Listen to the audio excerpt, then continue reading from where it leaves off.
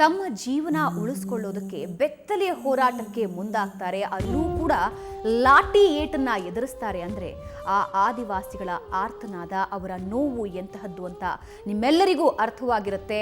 ದುಡ್ಡು ತಗೊಂಡು ನಿಮ್ಮ ಜೀವನ ಭದ್ರ ಆಗತ್ತೆ, ನಿಮಗೆ ಸೂರು ಬರುತ್ತೆ ಅಂತ 6,80,000 ರೂಪಾಯಿ ಅಲ್ಲಿನ ಅಧಿಕಾರಿಗಳು ಕಸಿದುಕೊಳ್ತಾರೆ.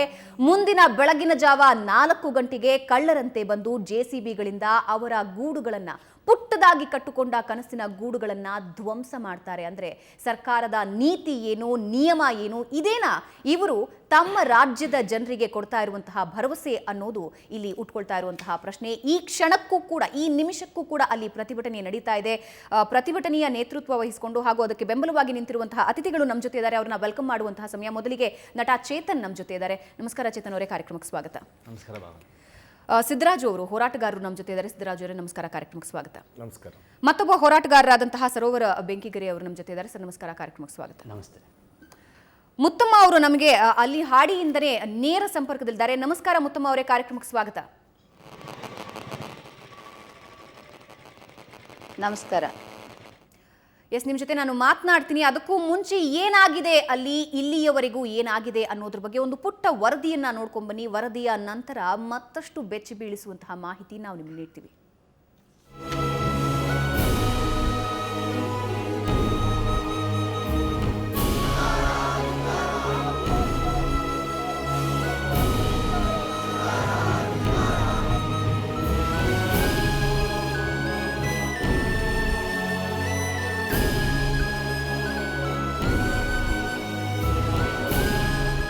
ಆರು ತಿಂಗಳ ಕಾಲ ಅರಣ್ಯ ಪ್ರದೇಶದಲ್ಲಿ 577 ಕುಟುಂಬಗಳು ಬದುಕು ನಡೆಸಿವೆ. ಈ ವಿಚಾರ ಅರಣ್ಯ ಇಲಾಖೆ ಗಮನಕ್ಕೂ ಸಹ ಇತ್ತು.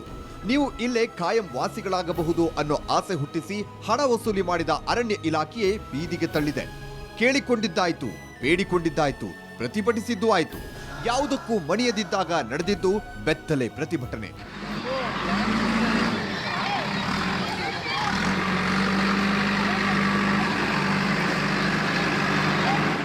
ತಮ್ಮವರ ಹಕ್ಕಿಗಾಗಿ, ಬದುಕಿಗಾಗಿ ಮುತ್ತಮ್ಮ ಮರ್ಯಾದೆಯನ್ನೇ ಬಿಟ್ಟು ಬೀದಿಗಿಳಿದ್ರು. ಗಿರಿ ಶಿಖರಗಳ ಮಧ್ಯೆ ಬದುಕು ಕಟ್ಟಿಕೊಂಡ ನಮ್ಮ ಹಕ್ಕನ್ನ ಕಸಿಯದಿರಿ ಅಂತ ಬೆತ್ತಲಾಗಿ ಪ್ರತಿಭಟಿಸೋ ಮಟ್ಟಕ್ಕೆ ಸರ್ಕಾರ ತಳ್ಳಿಬಿಡ್ತು.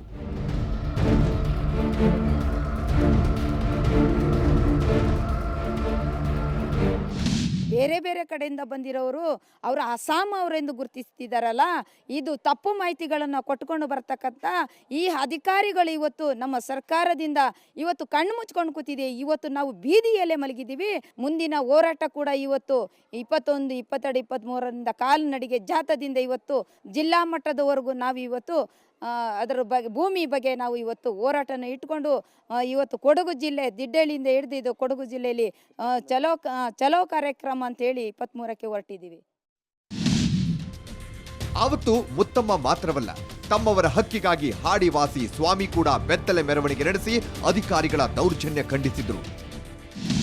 ನಾವು ಪಾಕಿಸ್ತಾನದ ಬಂದವರಲ್ಲ, ನಾವು ನಿಜವಾಗಲೂ ಒಂದು ಜೇನು ಕುರುಬ ನಮ್ಮ ತನಿಖೆ ಮಾಡಲಿ. ನಮಗೆ ಯಾವ ಕುರುಬರು, ಯಾವ ಆದಿವಾಸಿಗಳು ಗೊತ್ತಾಗ್ತದೆ. ನಾವು ಪಾಕಿಸ್ತಾನವರಲ್ಲ, ನಾವು ಇಂಗ್ಲೀಷ್ನವರಲ್ಲ, ನಾವು ನಿಜವಾಗಲೂ ಒಂದು ಆದಿವಾಸಿಗಳು. ನಮಗೆ ಸೂರ್ಯ ಇಲ್ಲ, ನಮಗೆ ಮನೆ ಇಲ್ಲ. ಈ ಬೀದಿಗೆ ಇವತ್ತು ನಮ್ಮನ್ನು ನಾಯಿಗಿಂತ ಕಡೆ ಮಾಡಿ ಇವತ್ತು ಬಿಡಿ ಮಿನಿಸ್ಟ್ರ್ ಮನೆಗಳಲ್ಲಿ, DC ಜಿಲ್ಲಾಧಿಕಾರಿ ಮನೆಯಲ್ಲಿ ನೋಡ್ರಿ ನಾಯಿಗಳು ಸಾಕ್ತಾರೆ. ಅದಕ್ಕೆ ಗೂಡು ಎಷ್ಟು ಕ್ಲೀನ್ ಆಗಿರ್ತದೆ, ಅದಕ್ಕೆ ಸ್ನಾನ ಮಾಡೋ ಸೋಪ್ ಎಷ್ಟು, ಅದನ್ನು ನೋಡ್ಕೊಳ್ಳೋಕ್ಕೆ ಎಷ್ಟು ಜನಗಳು ಇರ್ತಂದ್ರೆ. ಆದರೆ ಇಲ್ಲಿ ಇವತ್ತುವರೆಗೆ ನಾವು 11-12 ದಿನ ಆಯಿತು, ಇವತ್ತೊಂದು ಮಂತ್ರಿ ಕೂಡ ಬಂದಿಲ್ಲ, ಒಂದು DC ಕೂಡ ಬಂದಿಲ್ಲ, ಯಾವ ಚಚ್ಚವರು ಕೂಡ ಬಂದಿಲ್ಲ ನಮಗೆ ನೋಡೋಕ್ಕೆ. ಇವತ್ತು ಯಾರಿಲ್ಲ. ಎಲ್ಲ ದುರಂತ ಆದ್ರೆ ಆವತ್ತು ಪೊಲೀಸರಾಗಲಿ ಅಧಿಕಾರಿಗಳಾಗಲಿ ಬೆತ್ತಲೆ ಪ್ರತಿಭಟನೆ ತಡೆಯೋ ಸಣ್ಣ ಪ್ರಯತ್ನವನ್ನು ಮಾಡಲಿಲ್ಲ. ಇತ್ತ ದಿಡ್ಡಳ್ಳಿ ಹಾಡಿಯಲ್ಲಿ ಕಳೆದ 14 ದಿನಗಳಿಂದ ನಡೀತಾ ಇದ್ದ ಹೋರಾಟ ಮುಂದುವರೆದಿದೆ. ನ್ಯಾಯ ಸಿಗುವವರೆಗೂ ಹೋರಾಟಕ್ಕೆ ಪಣತೊಟ್ಟಿದ್ದಾರೆ.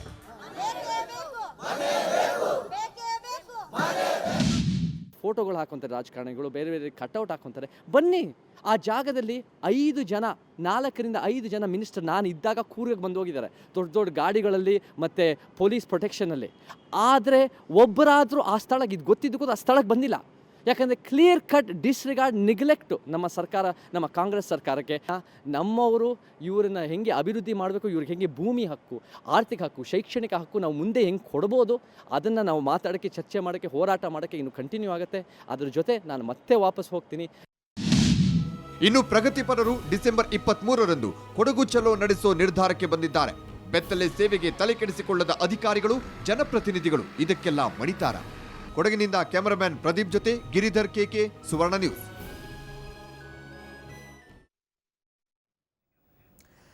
ಇವೆಲ್ಲವನ್ನ ನೋಡಿದಾಗ ಮೊದಲಿಗೆ ಹುಟ್ಕೊಳ್ಳುವಂತಹ ಪ್ರಶ್ನೆ, ಯಾರ ಸರ್ಕಾರದಲ್ಲಿ ನಾವಿದ್ದೀವಿ ಅನ್ನುವಂಥದ್ದು. ಬೆತ್ತಲೆ ಸೇವೆ ಮಾಡಬೇಕಾದ ಅನಿವಾರ್ಯತೆ, ಅಂತಹ ನಿಕೃಷ್ಟ ಪರಿಸ್ಥಿತಿ ನಮ್ಮ ಸಮಾಜಕ್ಕೆ ಬಂದಿದೆಯಾ? ಒಬ್ಬ ಮಹಿಳೆ ಬೆತ್ತಲೆ ಪ್ರತಿಭಟನೆಯನ್ನ ಮಾಡೋದರ ಮೂಲಕ ನಮ್ಮನ್ನ ಬದುಕೋದಕ್ಕೆ ಬಿಡಿ ಅಂತ ಕೇಳ್ಕೋಬೇಕಾ? ಪ್ರಜಾಪ್ರಭುತ್ವ ಅಂದ್ರೆ ನಮ್ಮ ಸರ್ಕಾರದ ಅಡಿಯಲ್ಲಿ ನಾವು ಇಂತಹ ಪ್ರತಿಭಟನೆಗೆ ಮುಂದಾಗಬೇಕಾ? ಇಂತಹ ಪ್ರತಿಭಟನೆ ಮಾಡುವಾಗ ಲಾಠಿ ಏಟು ಎದುರಿಸಬೇಕಾ? ಯಾವ ಸಮಾಜದಲ್ಲಿದ್ದೀವಿ ನಾವು? ಯಾವ ಸರ್ಕಾರ ನಮ್ಮನ್ನ ಕಾಪಾಡ್ತಾ ಇದೆ ಅನ್ನೋದು ಅಲ್ಲಿನ ಹಾಡಿ ಜನ ಕೇಳ್ತಾ ಇರುವಂತಹ ಪ್ರಶ್ನೆ. ಇನ್ನು ಬೆಂಗಳೂರಿನಲ್ಲಿ ಮಡಿಕೇರಿ ಶಾಸಕ ಅಪ್ಪಚ್ಚು ರಂಜನ್ ಪುತ್ರಿ ಮದುವೆ ನಡೀತು. ಆದ್ರೆ ಈಗಾಗಲೇ ನಾವು ಹಾಡಿಯ ಜನರ ದುಸ್ಥಿತಿಯನ್ನ ನಾವು ನಿಮಗೆ ತೋರಿಸಿದ್ವಿ. ಅಲ್ಲಿ ಯಾವೊಬ್ಬ ಜನನಾಯಕ ನಿಂತು ಅವರ ಸಮಸ್ಯೆ ಆಲಿಸ್ತಾ ಇದ್ದಾರೆ ಅನ್ನೋದರ ಚಿತ್ರಣ ಕೂಡ ನಾವು ನಿಮ್ಮ ಮುಂದೆ ಇಟ್ಟಿದ್ದೀವಿ. ಆದ್ರೆ ಮತ್ತೊಂದು ಕಡೆ ನೀವು ನೋಡ್ತಾ ಇದ್ದೀರಾ, ಅಪ್ಪಚ್ಚು ರಂಜನ್ ಕಾರ್ಯಕ್ರಮದಲ್ಲಿ, ಅವರ ಮನೆಯ ಮದುವೆ ಕಾರ್ಯಕ್ರಮದಲ್ಲಿ BSY ಮೈಸೂರು ಮಡಿಕೇರಿ ಸಂಸದ ಪ್ರತಾಪ್ ಸಿಂಹ ಸೇರಿದಂತೆ ಅನೇಕ ಬಿಜೆಪಿ ನಾಯಕರು ಭಾಗಿಯಾಗಿದ್ದಾರೆ. ಭರ್ಪೂರ್ ಮನರಂಜನೆ ಅನುಭವಿಸುತ್ತಿದ್ದಾರೆ. ದುರಂತ ಅಂದ್ರೆ 14-15 ದಿನದಿಂದ ಹೊಟ್ಟೆಗೆ ಅನ್ನ ಇಲ್ಲದೆ, ಇರೋದಕ್ಕೆ ಸೂರಿಲ್ಲದೆ ಪ್ರತಿಭಟನೆ ನಿರಂತರವಾಗಿ ನಡೀತಾ ಇದ್ರು ಕೂಡ ಮಡಿಕೇರಿ ಶಾಸಕರು ಸೇರಿದಂತೆ ಯಾವ ಬಿಜೆಪಿ ನಾಯಕರಿಗೂ ಈ ಹಾಡಿ ಜನರ ಮನಸ್ಥಿತಿಯನ್ನ ಅರಿಯುವಂತಹ ಪ್ರಮೇಯ ಇಲ್ಲ, ಸಮಯ ಇಲ್ಲ, ವ್ಯವಧಾನ ಇಲ್ಲ. ಆದರೆ ರಾಜಕಾರಣಿಗಳ ಮದುವೆ, ಅವರ ಮನೆಯ ಸಂಭ್ರಮ ಅಂದ್ರೆ ಆ ಸಂಭ್ರಮದಲ್ಲಿ ತಾವೂ ಒಂದು ಪಾಲು ಭಾಗ ಆಗೋದ್ರಲ್ಲಿ ಯಾವುದೇ ರೀತಿಯಾದಂತಹ ಸಮಸ್ಯೆ ಇಲ್ಲ. ಹಾಡಿ ಜನರು, ಯಾವ ಹಾಡಿ ಜನರು ನಮ್ಮನ್ನ ಸರ್ಕಾರ ಕಾಪಾಡುತ್ತೆ, ನಮಗೊಂದು ಸೂರು ಕಲ್ಪಿಸುತ್ತೆ ಅಂತ ಒದ್ದಾಡ್ತಾ ದಿನಗಳನ್ನ ದೂಡ್ತಾ ಇದ್ದಾರೋ ಅವರ ಬಗ್ಗೆ ಯಾವ ರೀತಿಯಾದಂತಹ ನಿರ್ಲಕ್ಷ್ಯ ವಹಿಸಿದ್ದಾರೆ ಅನ್ನೋದು ಇಲ್ಲಿ ಸ್ಪಷ್ಟವಾಗಿ ಕಾಣಿಸ್ತಾ ಇದೆ. 2 ದೃಶ್ಯ ನಾವು ನಿಮಗೆ ಇಲ್ಲಿ ತೋರಿಸ್ತಾ ಇದ್ದೀವಿ. ಬೆತ್ತಲಾಗಿ ಓಡ್ತಾ ಇದ್ದವರ ಮೇಲೆ ಲಾಠಿ ಬೀಸಿದಂತಹ ಘಟನೆ ಕೂಡ ನಡೆಯಿತು.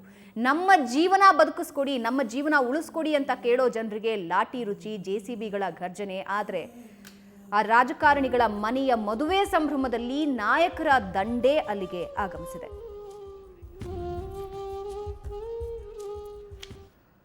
ಕೊಡಗಿನ ದಿಡ್ಡಳ್ಳಿಯ ಸಂತ್ರಸ್ತ ಆದಿವಾಸಿಗಳಿಗೆ ರಾಜ್ಯ ಸರ್ಕಾರ ಕೂಡಲೇ ಪುನರ್ವಸತಿ ಕಲ್ಪಿಸಬೇಕು ಅಂತ ಜೆಡಿಎಸ್ ರಾಜ್ಯಾಧ್ಯಕ್ಷ HD ಕುಮಾರಸ್ವಾಮಿ ಆಗ್ರಹಿಸಿದ್ದಾರೆ. ಕೂಡಲೇ ವಸತಿ ಮತ್ತು ಊಟದ ವ್ಯವಸ್ಥೆ ಕಲ್ಪಿಸಬೇಕು, ಸಂತ್ರಸ್ತರ ಜೊತೆ ಮಾತುಕತೆಗೆ ಮುಂದಾಗಬೇಕು ಅಂತ ಟ್ವೀಟ್ ಮಾಡೋದರ ಮೂಲಕ ಸರ್ಕಾರಕ್ಕೆ ಕುಮಾರಸ್ವಾಮಿ ಒತ್ತಾಯಿಸಿದ್ದಾರೆ.